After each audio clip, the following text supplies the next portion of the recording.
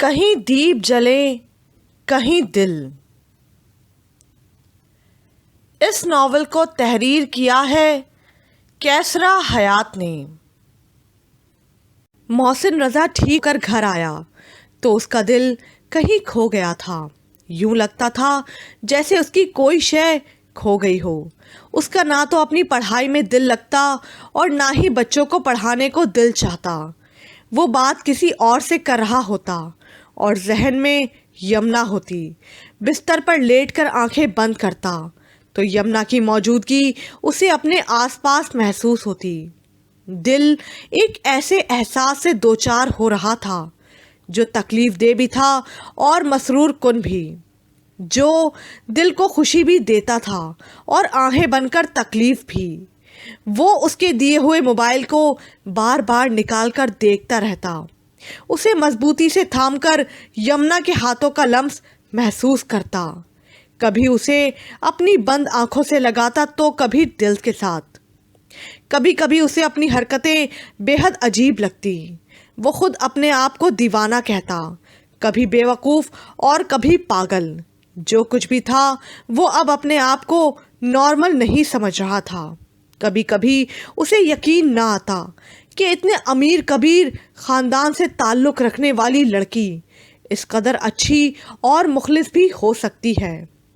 اسے اس کی سیاہ رنگت کہیں نظر نہ آتی، اسے تو اس کی اچھائی اور انسان دوستی سے پیار ہو گیا تھا۔ وہ ایک خوبصورت یاد بن کر اس کے اندر، اس کے دل کے نہا خانوں میں کہیں ٹھہر سی گئی تھی۔ اسے دکھ تھا تو صرف یہی کہ یمنا کا نہ تو کوئی ایڈریس اس نے لیا تھا اور فون میں موجود کوئی نمبر بھی ایسا نہیں تھا جس پر وہ رابطہ کرتا۔ وہ اسے ملی بھی اور کھو بھی گئی۔ وہ اسے کہاں ڈھونڈے؟ اس کی ذات کے اندر ایک بے قراری سی جنم لے چکی تھی اور اس کی آنکھوں میں تلاش کا عنصر نمایاں ہو گیا تھا۔ وہ ہر راہ چلتی گہری سیاہ رنگت والی لڑکی کو ایک دم غور سے دیکھنے لگتا، کسی لڑکی کی بات سن کر اسے مڑ کر ضرور دیکھتا۔ وہ تو جیسے بہک گیا تھا، گویا اس کی قیمتی شے کہیں گم ہو گئی تھی۔ زندگی کی کٹھن راہ پر چلتے چلتے اچانک کوئی شجر سایہ دار کی طرح نمودار ہوا اور پھر غائب بھی ہو گیا۔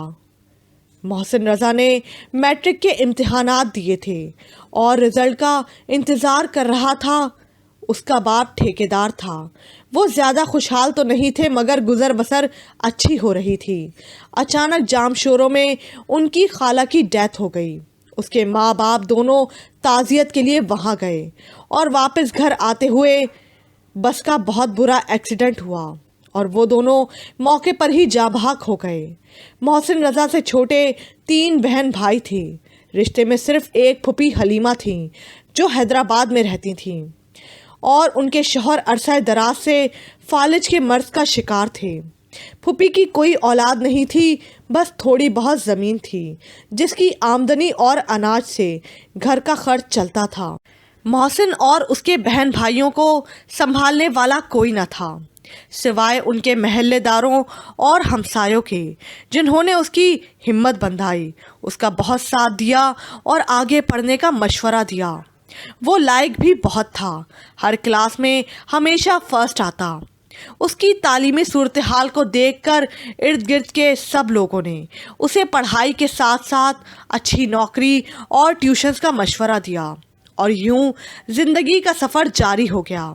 اس کے بہن بھائی بھی پڑھائی میں اچھے تھے، وہ فارغ وقت میں انہیں پڑھاتا۔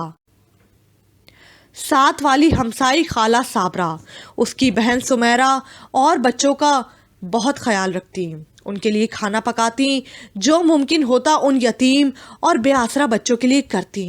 رفتہ رفتہ سمیرہ نے بھی گھرداری سیکھ لی اور اب وہ اسکول سے آتے ہی بھائیوں کے لیے کھانا بناتی اور ان کی دوسری ضروریات کا خیال رکھتی۔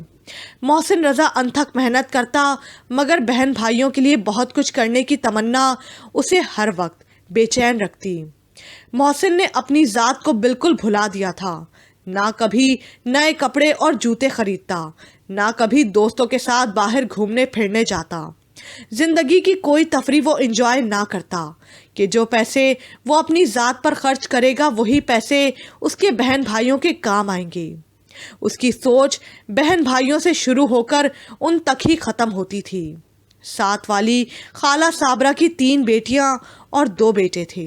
बड़ी की मंगनी हो चुकी थी और मंझली वाली तैयबा बीए के बाद एक प्राइवेट स्कूल में पढ़ाती थी। अच्छी शक्लो सूरत की घरेलू और सुघड़ लड़की थी। वो मोहसिन रज़ा में ख़ास दिलचस्पी लेती थी। अक्सर उसके लिए ख़ास खाने बनाकर उसे खुद देने आती। उसके फटे हुए कपड़ों को अपने हाथ से सीती। उसके कमरे की सफाई कर जाती। मोहसिन तैयबा को जानबूझकर नज़रअंदाज करता क्योंकि उसके सर पर जितनी जिम्मेदारियों का बोझ था उनकी मौजूदगी में तो उसने अपनी ज़ात की बिल्कुल नफ़ी कर दी थी। उसने कभी तैयबा से कोई बात ना की थी और तैयबा फिर भी उस पर मरती थी। उसकी शराफत के गुण गाती थी, उसकी खूबसूरती की मद्दाह थी। वो 6 फीट का लंबा तिरंगा मुनासिब कदोखाल का मालिक था। उसकी गंदुमी रंगत, स्याह घुंघरियाले बाल, खूबसूरत बड़ी बड़ी आंखें, गर्ज ये कि वो एक इंतहाई खूबसूरत और दिलकश शख्सियत का मालिक था। मगर उसका हुलिया और कपड़े बहुत नॉर्मल और आम से होते, जिसकी वजह से उसकी शख्सियत खुलकर सामने ना आती। कभी कभार वो कोई नया सूट पहनता तो बहुत खूबसूरत लगता। गुज़िश्ता 1-2 माह से तैयबा उसके बारे में कुछ ज़्यादा ही संजीदगी से सोच रही थी और मोहसिन भी इस बात को महसूस करते हुए उसके बारे में सोचने लगा था। मगर अचानक यमुना से मुलाकात के बाद उसके हवासों पर और दिलो दिमाग पर सिर्फ यमुना छा गई थी। उसकी मुतलाशी निगाहें सिर्फ उसे ढूंढती रहती थीं और अब उसका दिल सिर्फ उसी के लिए मुस्तरब रहता। अब तैयबा उसे सामने खड़ी दिखाई ना देती थी। वो उसकी मौजूदगी को महसूस ना कर पाता था। तैयबा को भी जब से सुमेरा, हसन और एहसन की ज़बानी यमुना के बारे में मालूम हुआ था, वो मोहसिन की बदली हुई सोच और नज़रों का मफहूम अच्छी तरह समझ गई थी। उसे खुद ब खुद महसूस होना शुरू हो गया था कि अब मोहसिन के दिल में उसके लिए कोई जगह नहीं रही और यही सोचकर वो पीछे हट गई थी। मगर मोहसिन की याद से दस्तबरदारी उसके लिए बहुत मुश्किल हो रही थी। ये मोहब्बत भी अजीब रोग है नासिर, जिसको भुलाया वो अक्सर याद आए।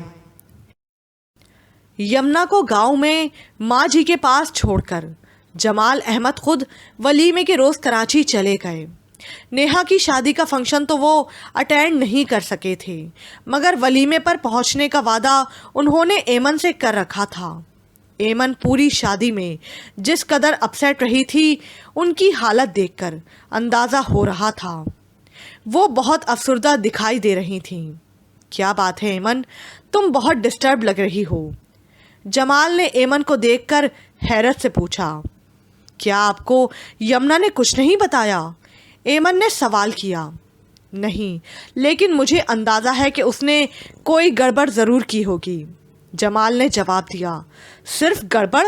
जमाल, उसकी वजह से नेहा की मेहंदी का फंक्शन मुलतवी करना पड़ा और हम सबको उसने इस कदर टेंशन दी कि मुझे 2 रोज़ तक नींद के इंजेक्शंस देकर सुला दिया गया। जमाल, ये सब आपके लाड प्यार का नतीजा है। इस बार तो उसने हद ही कर दी है। उसे किसी का भी कोई ख्याल नहीं। इतने सालों बाद मैं कराची शादी का फंक्शन अटेंड करने आई और उसने वो भी मुझे सुकून से अटेंड करने नहीं दिया। जमाल, वो हद से ज़्यादा इरिटेट करने लगी है। एमन शौहर को देखकर गुस्से से फट पड़ी।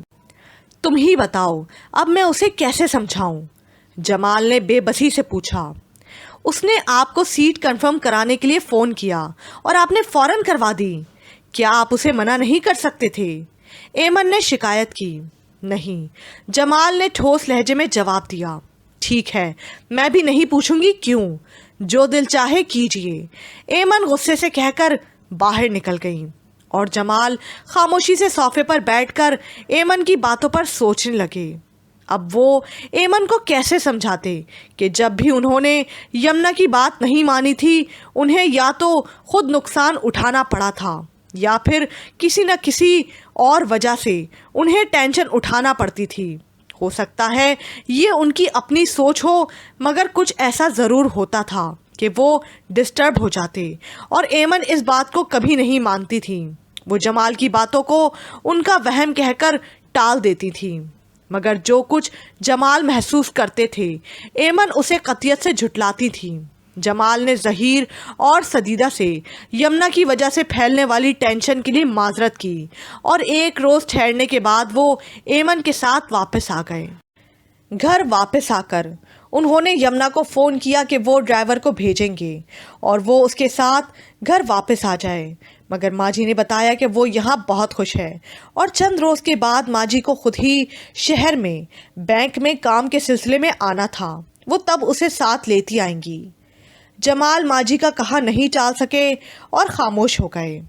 ایمن نے اس کی کلاسز مس ہونے پر احتجاج کیا تھا، انہیں ماں کی ناراضی کا بتا کر خاموش کر دیا۔ اتنی بڑی حویلی میں یمنا سارا دن گاؤں کی لڑکیوں اور حویلی کی ملازم لڑکیوں کے ساتھ گھومتی پھرتی رہتی۔ حویلی کے ساتھ ملحقہ باغات کی سیر کے لیے صبح سویرے ہی نکل جاتی اور دوپہر کو واپس لوٹتی۔ گاؤں کی لڑکیاں اس سے بہت متاثر ہوتی، اس کے سامنے سب دبی دبی رہتی اور اس کی جی حضوری کرتی رہتی۔ ماں جی بھی اسے کچھ نہ کہتی کہ وہ زندگی میں پہلی بار ان کے ہاں آ کر ٹھہری تھی، ورنہ اس سے قبل وہ ایمن اور جمال کے ساتھ صبح آتی اور شام کو ان کے ساتھ ہی واپس چلی جاتی۔ حویلی میں سرے شام ہی اندھیرا چھا جاتا۔ ماں جی بھی کھانا کھانے کے بعد عشاء کی نماز پڑھتی، تھوڑی دیر واک کرتی اور سو جاتی، کیونکہ انہیں تہجد کے لیے اٹھنا ہوتا تھا، جبکہ یمنا کو اتنی جلدی سونے کی عادت نہیں تھی۔ وہ شہر میں تو آدھی آدھی رات تک جاگتی رہتی، کبھی ٹی وی دیکھ رہی ہے تو کبھی میوزک سن رہی ہے، اور کچھ نہیں تو سہیلیوں سے فون پر باتیں۔ اور اب گاؤں میں 8-9 بجے ہی سونے کا رواج تھا، مگر اسے نیند کہاں آتی تھی۔ ماں جی نے اپنی ایک خاص ملازمہ بشیرہ کو حکم دے رکھا تھا کہ وہ یمنا کے کمرے میں سوئے اور اس کی ہر ضرورت کا خیال رکھے۔ بشیرہ بڑی نیک پارسا اور اللہ والی عورت تھی۔ اس کی شادی کے فوراً بعد ہی اس کا شوہر قتل ہو گیا۔ اس وقت سے اب تک وہ ماں جی کے پاس حویلی میں ہی رہ رہی تھی، اور اس کی حیثیت ملازمہ کی نہیں بلکہ گھر کے فرد جیسی تھی۔ بشیرہ بڑی صاف دل عورت تھی، اللہ سے سچی محبت کرنے والی۔ اس کی زندگی مصائب اور تکالیف سے پر تھی، مگر اس کی زبان سے کبھی خدا سے شکوے شکایت کے الفاظ نہ نکلتے۔ اماں، آپ نے کبھی اللہ سے شکوہ نہیں کیا کہ اس نے آپ کے ساتھ یہ سب کیوں کیا؟ پہلے ماں باپ چھینے، پھر شوہر چھین لیا، بچے بھی نہیں، ساری زندگی لوگوں کے گھروں میں محنت کر کے گزاری۔ آپ نے کبھی خواہش نہیں کی کہ آپ کو بھی اللہ نوازتا، آپ بھی خوش رہتی؟ ماں جی کی جگہ آپ بھی تو حویلی کی مالکن ہو سکتی تھی نا؟ یمنا نے ایک رات حیرت سے بشیرہ سے جانے کیا سوچ کر کہا، بیٹا، جس سے محبت کرتے ہیں اس سے شکایت نہیں کرتے، بس اس کی مانتے ہیں اور خاموش رہتے ہیں۔ اماں بشیرہ نے مسکرا کر جواب دیا، کیوں اماں، یہ کیا بات ہوئی، کیوں خاموش رہیں؟ یمنا نے پوچھا، بیٹا، ابھی تم کم عمر ہو، تم کیا جانو محبت میں کیا کچھ سہنا پڑتا ہے۔ یہ تو ایک آگ ہے، جو اس میں جل گیا وہ کندن ہو گیا، اور کندن کی قدر سنار جانتا ہے، دوسرے کیا جانے۔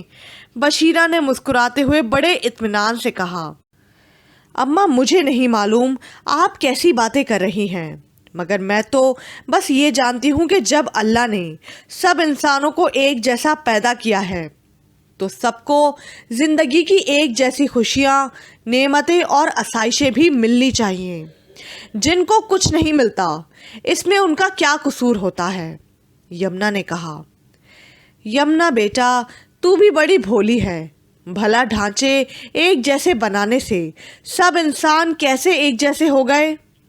سب کی عقلیں اور شکلیں اس نے مختلف بنائی ہیں، تو پھر کسی کو فرمانبردار اور کسی کو نافرمان، کسی کو ایماندار تو کسی کو بے ایمان بنایا ہے۔ یہ تو سب دنیا داری کی باتیں ہیں۔ اگر وہ سب کو امیر بنا دیتا تو غریبوں کے دکھ کون سمجھتا؟ سب کو خوبصورت بنا دیتا تو خوبصورتی کی قدر کرنے والا کون ہوتا؟ بیٹا، وہ بادشاہ جو اتنی بڑی دنیا کا کارخانہ چلا رہا ہے، اس کی عقل ہم سب سے بڑھ کر ہے، اور ویسے بھی اسے ہمارے کپڑوں، حلیوں اور شکلوں کی پرواہ نہیں۔ اسے تو ہمارے دل چاہیے، پاک صاف دھلے ہوئے، ایمان کی دولت سے بھرے ہوئے دل۔ بشیرہ نے بڑی گہری باتیں کی تو یمنا اسے بس دیکھے گئی، پھر کچھ دیر بعد بولی، بھائی، پاک و صاف دھلے ہوئے دل کیا مطلب؟ میں سمجھی نہیں۔ یمنا نے پوچھا۔ جلیے تو سمجھتی ہوگی واشنگ مشین میں دھلے ہوئے۔ نہیں نہیں، ایسے دل جن میں نہ حسد ہو، نہ کینہ، نہ کوئی دشمنی ہو، بس محبت ہی محبت ہو سب کے لیے۔ بشیرہ نے اسے سمجھایا، اماں، سب کے لیے محبت کیسے ایک دل میں جمع ہو سکتی ہے؟ یہ تو بہت مشکل ہے۔ یمنا نے حیرت سے کہا۔ وہ کہتے ہیں نا، دل دریا سمندروں ڈونگے، کون دلا دیاں جانے ہو۔ دل دریا اور سمندروں سے بھی زیادہ گہرے ہوتے ہیں۔ ان کے اندر کیا کیا ہوتا ہے، کتنے راز چھپے ہوتے ہیں، کسی کو خبر نہیں ہو سکتی۔ اور تو بھی تو بہت سے لوگوں سے محبت کرتی ہے، جمال بیٹے سے، بہو رانی اور ماں جی، اس کے علاوہ اور بھی بہت سے لوگ ہوں گے جو تمہارے دل کو بھلے لگتے ہوں گے۔ پھر جیسے جیسے تو آگے بڑھے گی اور بہت سے لوگ تیرے دل میں سماتے جائیں گے، اور پھر ان سب میں سے کوئی ایک تیرے دل کو سب سے زیادہ اچھا لگے گا، اس کی برائیاں بھی تجھے خوبیاں لگیں گی، اور اس کے لیے تو اپنا سب کچھ قربان کرنے پر تیار ہو جائے گی۔ اس کے بدلے میں تجھے ساری دنیا کی نعمتیں بھی دی جائیں تو پھر بھی انہیں نہیں لے گی۔ تجھے تو صرف وہی چاہیے ہوگا جسے تیرا دل سب سے زیادہ محبت کرتا ہے، جس پر تو سب سے زیادہ اعتبار کرتی ہوگی۔ اس لیے بیٹا، محبت میں بڑا پھیلاؤ ہے۔ یہ ایک ایسا تھیلا ہے جس کے اندر جس کو ڈالتی جاؤ گی، یہ اسے سمیٹتا جائے گا۔ بشیرہ نے بڑے معتبرانہ انداز میں اسے سمجھایا۔ اماں، کیا آپ کی زندگی میں بھی کوئی ایک ایسا آیا جو آپ کے دل کو سب سے زیادہ اچھا لگا؟ یمنا نے مسکرا کر شرارتی انداز میں پوچھا۔ ہاں، عبدالغفور سب سے زیادہ اچھا لگا، مگر وہ بہشتی تو شادی کے چوتھے دن قتل ہو گیا۔ ہم دونوں ایک دوسرے سے بہت محبت کرتے تھے اور اب بھی کرتے ہیں۔ میں اس سے سارا دن باتیں کرتی رہتی ہوں اور وہ خاموشی سے سنتا رہتا ہے۔ بیٹا، وہ مرا نہیں بلکہ ایک یاد بن کر میرے دل میں ٹھہر گیا ہے۔ بشیرہ نے نم آنکھوں سے کہا۔ اماں، آپ ان کے مرنے پر بہت روئی ہوں گی، اللہ سے بہت شکوہ کرتی ہوں گی کہ اس نے اتنی جلدی آپ سے آپ کی محبت چھین لی۔ اماں، ویسے آپ کے ساتھ بہت زیادتی ہوئی تھی، یمنا نے کچھ کنفیوز ہو کر کہا۔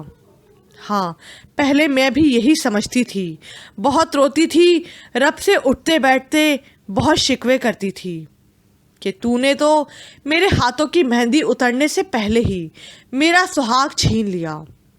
ساری دنیا زہر لگتی تھی اور ہر شے بری، دل چاہتا تھا کہ میں بھی مر جاؤں۔ پھر ایک رات اس نے مجھے سمجھایا کہ تو کس کے پیچھے دیوانی ہو رہی ہے، تجھے تو میں نے اپنے لیے پیدا کیا ہے، تجھے تو مجھ سے محبت کرنی چاہیے، اور تو کسی اور سے محبت میں پاگل ہو رہی ہے۔ تیری تنہائیوں کا ساتھی تو میں ہوں اور تو کسی اور کو ڈھونڈتی ہے۔ تیری سرگوشیوں کو میں سنتا ہوں اور تو اسے پکارتی ہے۔ وہ تو دنیا میں تیرا ساتھی تھا اور تیرا میرا ساتھ تو ہمیشہ ہمیشہ کے لیے ہے۔ بیٹا پھر میں بہت روئی. مجھے یوں لگا جیسے میں بھٹک گئی تھی, کہیں کھو گئی تھی. وہ مجھے واپس لایا, پھر اپنی محبت کے درشن کرائے اور پوچھنے لگا, بتا بشیرہ اب تو کسے زیادہ چاہتی ہے, غفور کو کہ عبدالغفور کو؟ اور پھر میں اس کے آگے جھک گئی, بہت روئی, بہت زیادہ. میں نے کہا صرف غفور کو. پھر وہ بولا, پھر کاہے کو روتی ہے پگلی, جس کو میں مل گیا اسے اور کیا چاہیے. بس اس رات کے بعد میں نے اس سے شکوے کرنا چھوڑ دیے اور اسے اپنا ہمراز بنا لیا. اس سے دوستی کر لی, اس پر ایمان لے آئی. بشیرہ نے مسکراتے ہوئے کہا, کیسا ایمان؟ کیا آپ پہلے مسلمان نہیں تھیں؟ یمنا نے حیرت سے پوچھا. جھلیے, کلمے والا ایمان نہیں, دل والا ایمان. کلمہ تو سارے مسلمان پڑھتے ہیں, پر دل والا ایمان کسی کسی کو نصیب ہوتا ہے, صرف ان کو جن سے وہ بہت محبت کرتا ہے. بشیرہ نے معنی خیز انداز میں کہا. کیا مطلب؟ میں سمجھی نہیں. یمنا نے حیرت سے پوچھا. جب ساری دنیا بے اعتبار لگے اور صرف رب پر دل سچا اور پکا اعتبار کر لے, جب مصیبت میں بہت لوگ مدد کو آئیں مگر دل اس کے علاوہ کسی اور کی مدد قبول نہ کرے, تو یہ دل والا ایمان ہوتا ہے جو نبیوں, پیغمبروں, ولیوں اور اللہ سے محبت کرنے والوں کو نصیب ہوتا ہے. ہم عام انسان بھی اس کے مقرب بن جاتے ہیں, مگر اس کے لیے بہت محنت چاہیے, ریاضت چاہیے, خلوص چاہیے. جیسے دنیاوی رشتوں میں محبت یا چاہت, خلوص اور وفا مانگنی ہے, قربانی مانگنی ہے. جب کوئی اپنے رب پر سچا ایمان لے آتا ہے تو پھر ایسے ایمان والوں کو سرے عام سولی پر چڑھا دیا جائے یا آگ میں ڈال دیا جائے, وہ مطمئن رہتا ہے, کسی سے شکوہ نہیں کرتا, مگر یہ کسی کسی کو نصیب ہوتا ہے. ہم کہاں اس قابل؟ بشیرہ نے کہا تو یمنا نے چونک کر اسے دیکھا. مگر اماں, آپ تو کہہ رہی تھیں کہ آپ اس پر دل سے ایمان لے آئیں, اور اب کہہ رہی ہیں کہ میں اس قابل کہاں؟ یمنا نے حیرت سے پوچھا. تو بھی بڑی بھولی ہے. بندہ صرف دعوے کرتا ہے, قبول تو وہ کرتا ہے. معلوم نہیں اس نے میرے ایمان کو قبول بھی کیا ہے یا نہیں. بشیرہ آہ بھر کر بولی, اماں ضرور کیا ہوگا, آپ فکر نہ کریں. یمنا نے مسکراتے ہوئے کہا. اچھا تو کہتی ہے تو مان لیتی ہوں. بشیرہ نے ہنستے ہوئے جواب دیا. اماں ایک بات تو بتائیں, جب اس نے انسان کے دل کو اپنی محبت کے لیے بنایا ہے تو پھر اس میں کسی اور کی اتنی محبت کیوں ڈالتا ہے جسے انسان سب سے زیادہ چاہنے رکھتا ہے, اور پھر اسے خود ہی چھین لیتا ہے؟ یہ کتنا عجیب سا گورکھ دھندا ہے. انسان تو تماشا بن کر رہ جاتا ہے. یمنا نے حیرت سے پوچھا. سن, اگر تو گاؤں نہ آتی تو تجھے کیسے معلوم ہوتا کہ یہاں تجھے کون کون چاہتا ہے اور کتنی محبت کرتا ہے؟ اس طرح وہ پہلے بندے کے دل کو بندوں کی محبت کے درشن کراتا ہے. اگر وہ بندے کے خالی دل کو سیدھا سیدھا اپنی محبت سے بھر دے تو وہ دل کسی اور کی محبت کو کبھی محسوس نہ کرے. پہلے وہ بندے کے دل کو بہت سی محبتوں کی پہچان کراتا ہے. مثلاً بچہ جب پیدا ہوتا ہے تو پہلی آنکھ ہی وہ محبت کی گود میں کھولتا ہے. پھر ماں, باپ اور بہن بھائیوں کا محبت سے اسے چھونا, اسے پیار کرنا. پھر جیسے جیسے وہ بڑا ہوتا جاتا ہے محبت کی شکلیں بدلتی جاتی ہیں, مگر محبت کا وجود اپنی جگہ قائم رہتا ہے. جب بندے کا دل بہت سی محبتوں سے پر ہو جاتا ہے تو پھر رب کریم پوچھتا ہے, اے بندے اب تو کس سے زیادہ محبت کرتا ہے؟ اور جب بندہ اس کی محبت کا اقرار کرتا ہے تو پھر کہتا ہے, ٹھیک ہے پھر امتحان کے لیے تیار ہو جا. بشیرہ کسی بزرگ کی طرح جذب کے عالم میں اسے بتا رہی تھی. پر کیسا امتحان؟ یمنا نے چونک کر پوچھا. جب کوئی کسی سے محبت کرتا ہے اور اس کا محبوب پہلا سوال پوچھتا ہے تم مجھ سے کتنی محبت کرتے ہو، جانتی ہو وہ کیا جواب دیتا ہے؟ کہتا ہے میں تمہارے لیے آسمان سے تارے توڑ کر لاؤں گا، زمین پر نہر کھود ڈالوں گا، پہاڑ کو ریزہ ریزہ کر دوں گا۔ اور رب کیا کرتا ہے؟ رب محبتوں کی آزمائش کرتا ہے۔ انسان جس جس شے سے زیادہ محبت کرتا ہے اسی سے اسے آزماتا ہے، اور جب انسان اس امتحان میں پورا اترتا ہے تو پھر اسے اپنی سچی اور سچل محبت سے نوازتا ہے۔ بیٹا وہ بڑا سخت امتحان لیتا ہے، یہ تو وہی جانے اور اس سے محبت کرنے والے جانے۔ محبت کی باتیں، محبت کے رنگ، محبت کے دکھ بڑے نرالے ہوتے ہیں۔ بشیرہ نے گہری سانس لیتے ہوئے کہا، اماں کیا محبت یوں بھی ہوتی ہے؟ یمنا نے بشیرہ کی باتیں سن کر نہایت حیرت سے پوچھا۔ ہاں، اصل محبت تو یہی ہے، بلکہ حقیقی محبت۔ ہم تم انسان تو محبت کا کچھ اور مطلب لیتے ہیں، مگر اس کے نزدیک محبت کچھ اور ہے۔ بشیرہ نے کہا، کچھ اور؟ کیا مطلب؟ اماں آپ تو پڑھی لکھی نہیں، پھر اتنی مشکل باتیں کہاں سے سیکھیں؟ یمنا نے حیرانی سے پوچھا۔ بیٹا ایسی باتوں کے لیے کتابیں ضروری نہیں، اس سے محبت کرنے والے دل ہی کافی ہوتے ہیں۔ ویسے میں گاؤں کی مسجد کے مولوی صاحب کی بیوی آپا جنتے کے پاس درس لینے جاتی تھی۔ وہ بڑی پڑھی لکھی اور اللہ والی عورت تھیں۔ ان سے یہ علم لیا، پھر میری مالکن بھی تو بہت اللہ والی ہیں۔ بشیرہ نے اچانک یمنا کی طرف دیکھا، وہ سو چکی تھی۔ اس نے مسکراتے ہوئے اسے چادر اوڑھا دی اور خود تہجد کی نماز کے لیے وضو کرنے چلی گئی۔ توقیر آفس سے لوٹا اور قدرے تھکے ہوئے انداز میں صوفے پر بیٹھ گیا۔ نجمہ اس کے پاس صوفے پر بیٹھی کسی سے موبائل پر باتیں کرنے میں مصروف تھی۔ بات ختم کر کے انہوں نے چونک کر توقیر کی طرف دیکھا۔ کیا بات ہے بیٹا، بہت تھکے ہوئے اور اداس لگ رہے ہو؟ نجمہ نے محبت سے پوچھا۔ بس یوں ہی، اس نے آہستہ سے جواب دیا۔ یہ کیا بات ہوئی؟ اس اداسی کی وجہ کیا ہے؟ مجھے کچھ تو بتاؤ۔ نجمہ نے اس کے سر پر پیار سے ہاتھ پھیرتے ہوئے پوچھا۔ کچھ نہیں امی، اس نے ایک لمبی آہ بھری۔ توقیر میں تمہیں کیسے سمجھاؤں؟ تم میری بات سمجھتے کیوں نہیں؟ انہوں نے خفگی سے کہا۔ کون سی بات؟ اس نے چونک کر پوچھا۔ یہی کہ اب وقت آ گیا ہے، تم شادی کر لو، تمہاری اچھی جاب لگ گئی ہے، ہمارے پاس اچھا گھر ہے اور ہر نعمت موجود ہے، پھر کس بات کی کمی ہے جو تم شادی سے انکار کر رہے ہو؟ نجمہ نے پوچھا۔ بس انتظار کر رہا ہوں، توقیر نے آہ بھرے لہجے میں کہا۔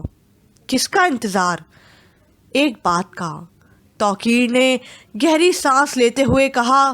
کوریڈور میں رکھا فون بجا تو نجمہ اٹھ کر فون سننے چلی گئیں۔ توقیر نے اپنا موبائل نکال کر ردا کے نمبر پر کال کی، مگر اس نے کال اٹینڈ نہ کی۔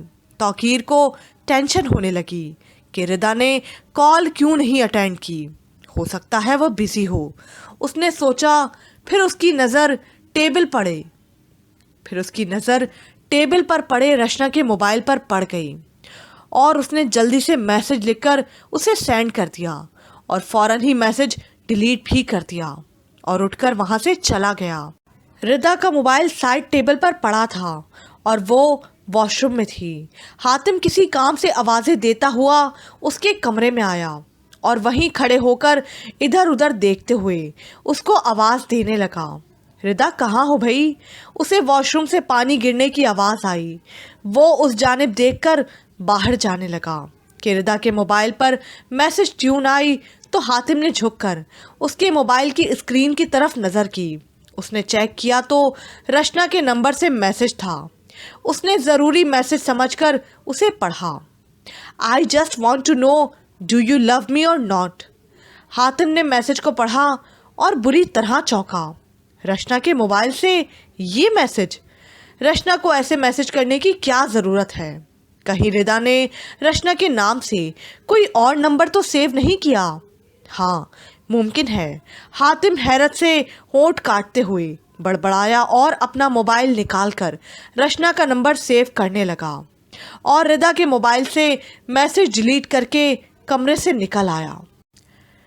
हातिम अपने कमरे में काफ़ी परेशानी में चक्कर लगा रहा था। उसका मोबाइल उसके हाथ में था और वो मशकूक होकर सोच रहा था, मुझे एक बार कंफर्म करना चाहिए कि क्या ये नंबर रचना का ही है। कहीं ऐसा तो नहीं कि रिदा किसी लड़के और वो हमें बताना नहीं चाह रही हो। हाँ, मुझे रचना को फ़ोन करना चाहिए। हातिम ने परेशानी से सोचा और फ़ौरन नंबर मिलाने लगा, मगर फ़ौरन ही रुक गया। नहीं, मुझे पहले दूसरे नंबर से फ़ोन करना चाहिए जिसका रिदा को भी इल्म नहीं हो। हेलो जी, कौन? रचना ने पूछा। मिस, क्या ये आपका नंबर है? हातिम ने गला खंकार कर कहा। जी, ये मेरा ही नंबर है, रचना ने जवाब दिया। इसे कोई और तो इस्तेमाल नहीं करता? हातिम ने पूछा। नहीं, इट्स माय पर्सनल नंबर। आपको किससे बात करनी है? रचना हैरत से बोली। अपने फ्रेंड अहमद से। आई थिंक ये उसका नंबर नहीं। हातिम ने एकदम बौखला कर कहा। ऑफ कोर्स, ये किसी और का नहीं, मेरा ही नंबर है, रचना ने कहा और मोबाइल ऑफ कर दिया। अगर ये रचना का ही नंबर है तो इसे मोहब्बत की यकीन दहानी कराने की क्या ज़रूरत थी? ऐसी ज़रूरत सिर्फ लड़कों को ही होती है, लड़कियों को नहीं। मुझे उससे पूछना चाहिए, हातिम ने सोचा और फिर रचना का नंबर डायल करने लगा। एक बेल गई। उसने रचना से, अब मैं रचना से क्या पूछूं? हातिम ने सोचा, फिर कॉल ड्रॉप कर दी और रचना की कॉल उसके मोबाइल पर आने लगी। वो मोबाइल हाथ में पकड़कर परेशानी से देखने लगा और कदरे तौक़ुफ़ के बाद उससे बात करने के लिए बामुश्किल हेलो कहा। मिस्टर, पहली दफ़ा तो रॉन्ग कॉल थी, दोबारा कॉल करने की आपको क्या ज़रूरत पेश आई? रचना ने खफगी से पूछा। वो एक्चुअली, हातिम बहाना गढ़ने लगा। सुनिए, ये लैम एक्सक्यूज़ेस किसी और को दीजिएगा। आपकी ज़बान आपका साथ नहीं दे रही।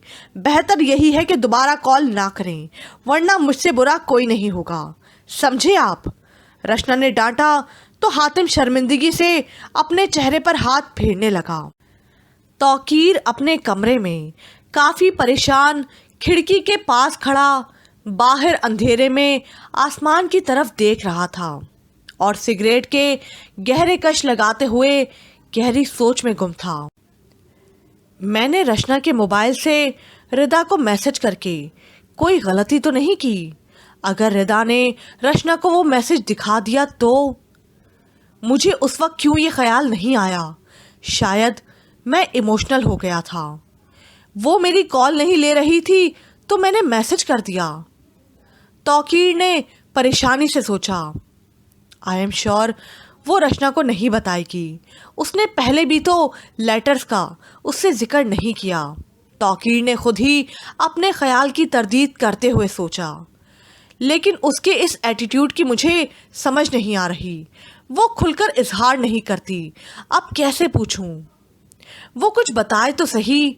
तौकीर ने परेशानी से अपने चेहरे पर हाथ फेरा और कमरे में चक्कर लगाने लगा।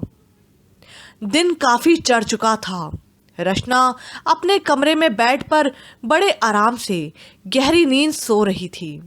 उसका मोबाइल बजने लगा तो उसने बगैर देखे गुस्से से कॉल रिजेक्ट कर दी। एक तो फराज को चैन नहीं, रात को सोने से पहले भी उससे बात करो और सुबह उठकर भी। रचना ने मुंह बनाकर सोचा और दोबारा सोने की कोशिश करने लगी तो फिर से कॉल आने लगी। हेलो, क्या तुम अभी तक सो रही हो? रिदा ने गाड़ी चलाते हुए पूछा। रिदा, तुम? ओह यार, मैं बिल्कुल भूल गई कि आज हम दोनों को शादी की शॉपिंग के लिए जाना है। रचना ने एकदम चौंक कर उठते हुए कहा। तुम भी बहुत स्टूपिड हो, रिदा खफगी से बोली। तुम इस वक्त हो कहाँ? रचना ने पूछा। 5 मिनट तक तुम्हारे घर के बाहर होंगी, अब जल्दी से तैयार होकर बाहर आ जाओ, रिदा ने धमकी के अंदाज में बोली। ओके ओके, मैं बस आ रही हूँ, रचना जल्दी से बोली और मोबाइल ऑफ करके वॉशरूम में चली गई। रिदा गाड़ी ड्राइव करते हुए रचना के घर पहुंची और गेट से कुछ फासले पर गाड़ी रोककर बाहर निकलकर खड़ी हो गई। तौकीर अपनी गाड़ी में गेट से बाहर निकला तो रिदा को गाड़ी के पास खड़े देखकर वो इंतहाई खुश हुआ और अपनी गाड़ी से बाहर निकलकर जल्दी से उसके पास आया और बड़ी खुश अखलाकी से बोला, अरे आप? मैं रचना को पिक करने आई हूँ, रिदा ने मुंह फेर कर जवाब दिया। आप कैसी हैं? तौकीर ने मुस्कुराकर पूछा। क्यों, मुझे क्या हुआ है? रिदा ने बेरुखी से पूछा। रिदा, क्या आप मुझसे खफा हैं? तौकीर ने यकदम चौंक कर गहरी सांस लेते हुए पूछा। जो छिचोरी हरकतें आप कर रहे हैं उन पर खफा ही हुआ जाता है, रिदा ने खफगी से बोली। मैंने तो ऐसी कोई गलत बात आपसे नहीं की, मुझे आप अच्छी लगी और मैंने आप तक अपनी फीलिंग्स पहुंचाने की कोशिश की है, इसमें क्या बुराई है? तौकीर ने मुस्कुराते हुए पूछा। मुझे आप में कोई दिलचस्पी नहीं, रिदा ने गुस्से से मुंह फेरते हुए कहा। क्या मेरी मोहब्बत? तौकीर ने यकदम चौंक कर कहा। क्या मोहब्बत की रट लगा रखी है? नहीं है मुझे आपसे कोई मोहब्बत, रिदा ने गुस्से से चिल्लाते हुए कहा। तो तौकीर का मुंह खुले का खुला रह गया और उसकी आंखें नम होने लगीं। मेरे दिल में आपके लिए कोई फीलिंग्स है और ना ही मोहब्बत। आइंदा मुझसे इस टॉपिक पर बात करने की कोशिश मत कीजिएगा, रिदा ठोस लहजे में कहकर जाने लगी। तौकीर हक्का बक्का उसे नम आंखों से देखने लगा। इतने में रचना बैग लटकाए गेट से बाहर आ चुकी थी। चलो, मैं तैयार हूँ। आई एम सॉरी यार, तुम्हें वेट करना पड़ा, रचना ने रिदा को मुस्कुराते हुए देखकर